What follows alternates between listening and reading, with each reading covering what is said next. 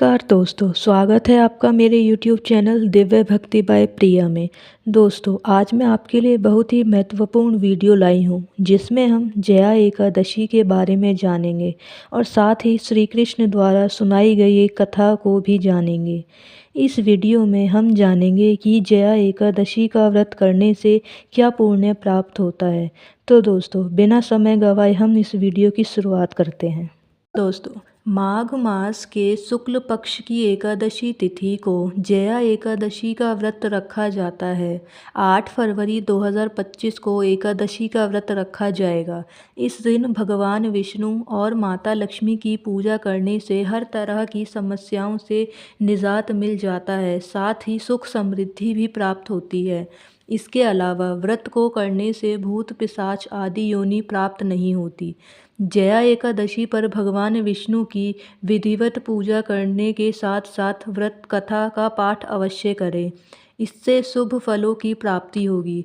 आइए जानते हैं जया एकादशी की संपूर्ण व्रत कथा। पौराणिक कथा के अनुसार धर्मराज युधिष्ठिर भगवान श्री कृष्ण से पूछते हैं कि माघ शुक्ल एकादशी को किस देवता की पूजा करनी चाहिए और इस व्रत का क्या महत्व है। इसके बारे में श्री कृष्ण कहते हैं कि माघ शुक्ल पक्ष की एकादशी को जया एकादशी कहते हैं। यह व्रत एकादशी बहुत ही पुण्यदायी है। इस एकादशी का व्रत करने से व्यक्ति नीच योनि जैसे कि भूत प्रेत पिशाच की योनि से मुक्त हो जाता है। जो मनुष्य इस दिन भगवान की पूजा सच्चे मन से करते हैं और व्रत रखते हैं, उसे भूत पिशाच की योनि से मुक्ति मिल जाती है। श्री कृष्ण ने युधिष्ठिर को जया एकादशी के प्रसंग में बताया। एक बार नंदनवन में उत्सव चल रहा था। इस उत्सव में सभी देवता, जाने माने संत और दिव्य पुरुष भी शामिल हुए थे। उस समय गंधर्व गान गा रहे थे और गंधर्व कन्याएं नृत्य प्रस्तुत कर रही थीं। सभा में माल्यवान नामक एक गंधर्व और पुष्पवती नामक गंधर्व कन्या का नृत्य चल रहा था। इसी बीच पुष्पवती की नज़र जैसे ही माल्यवान पर पड़ी, वह उस पर मोहित हो गई। पुष्पवती यह सोचकर सभा की मर्यादा को भूलकर ऐसा नृत्य करने लगी जिससे माल्यवान उसकी ओर आकर्षित हो जाए। माल्यवान गांधर्व कन्या की भंगिमा को देखकर सुध बुध खो बैठा और गायन की मर्यादा से भटक गया, जिससे सुर ताल साथ छोड़ने लगे। दोनों ही अपनी धुन में एक दूसरे की भावनाओं को प्रकट कर रहे थे, किंतु वह इस बात से अनजान थे कि देवराज उनकी इस नादानी पर क्रोधित हो रहे हैं। तभी उन दोनों को नीच पिशाच योनि प्राप्त होने का श्राप दिया। इस श्राप से तत्काल दोनों पिशाच बन गए और हिमालय पर्वत पर एक वृक्ष पर दोनों का निवास बन गया। पिशाच योनि में इन्होंने काफ़ी तकलीफ़ों का सामना करना पड़ रहा था। इसी बीच माघ मास के शुक्ल पक्ष की एकादशी तिथि आई। इस दिन सौभाग्य से दोनों ने केवल फलाहार ग्रहण किया।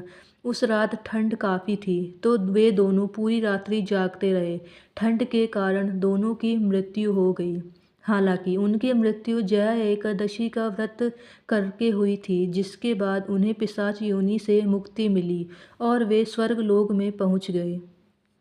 देवराज उन दोनों को वहां देखकर हैरान हो गए और पिशाच योनि से मुक्ति कैसे मिली उसके बारे में उन दोनों से पूछा। माल्यवान ने कहा, यह भगवान विष्णु की जया एकादशी का प्रभाव है। हम इस एकादशी के प्रभाव से पिशाच योनि से मुक्त हुए हैं। इंद्र इससे अति प्रसन्न हुए और कहा कि आप जगदीश के भक्त हैं, इसलिए आप अब से मेरे लिए आदरणीय हैं। आप स्वर्ग में आनंद से रहें। श्री कृष्ण कहने लगे कि हे राजन युधिष्ठिर, इस जया एकादशी के व्रत से बुरी योनि से भी मुक्ति मिल जाती है। जिस मनुष्य ने जया एकादशी का व्रत किया है, उसने मानो सब यज्ञ, जप, दान आदि कर लिया। जो मनुष्य जया एकादशी का व्रत करते हैं, वे अवश्य ही 1000 वर्षों तक स्वर्ग में वास करते हैं। दोस्तों, जया एकादशी के व्रत की बहुत ही महत्ता है। इस व्रत को रखने से हम जन्मों जन्मांतर के लिए मुक्ति पा सकते हैं। दोस्तों, आज के लिए इतना ही। मिलते हैं एक और नई वीडियो के साथ। जय श्री राधे कृष्ण, श्री हरिदास।